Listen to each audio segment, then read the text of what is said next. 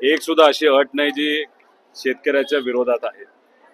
पण या आंदोलनाचा फायदा एवढा झाला आपल्या शेतकऱ्याला की सरकारने मान्य केलं की या GR मध्ये अटी आहेत आणि मान्य केलेल्या अटी जे ते म्हणालेत आम्ही काढू त्या काढल्या तरच 36 लाख शेतकऱ्यांना फायदा होणार आहे. आणि आमचं एकच मत आहे की आम्हाला याच्यात राजकारण करायचं नव्हतं.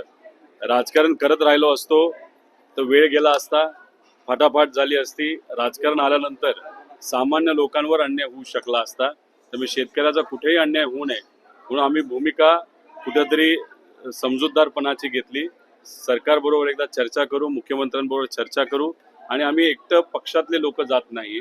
आम्ही फार सगळ्यांची नावं त्याच्यामध्ये राजू शेट्टींपासून सगळ्यांची नावं घेतलेली आहेत. ज्याच्यात आपण नवले भाऊंचं पण आहे, त्याच्यात जयंत पाटील शेकाप सगळे आहेत.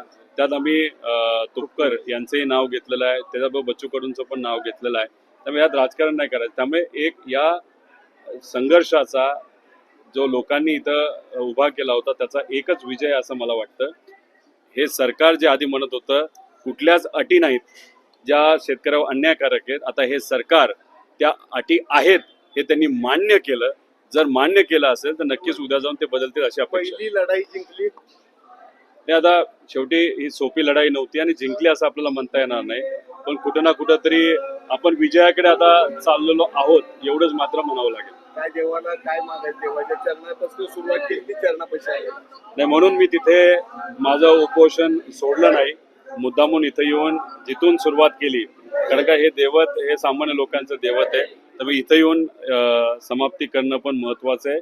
माझे आई बाबा असले, माझी पत्नी सुद्धा असली तरी इथे देवाचं दर्शन घेण्यासाठी महाराष्ट्र कानाकोपऱ्यातून जे वारकरी संप्रदाय येतात त्यातले एका महिलेकडनं मी माझं कुटुंबाकडनं इथं माझं जे उपोषण आहे तिथे सोडेल. माझ्याबरोबर इतरही जे सर्व मान्यवर या शेतकऱ्यांसाठी बसले होते ते उपोषण सोडतील. पण एक गोष्ट इथं मात्र सांगतो की आज शांततेत हे आंदोलन संपलं असलं, काही प्रमाणात विजय मिळाला असला तरी सरकारने जर दगाफटका आम्हाला केला तर मग शेतकऱ्यासारखं वाईट कुणीही नसणार, आमच्यासारखं वाईट कुणीही नसणार. हे मात्र या पवित्र ठिकाणी मी सरकारला इथं सांगू इच्छितो.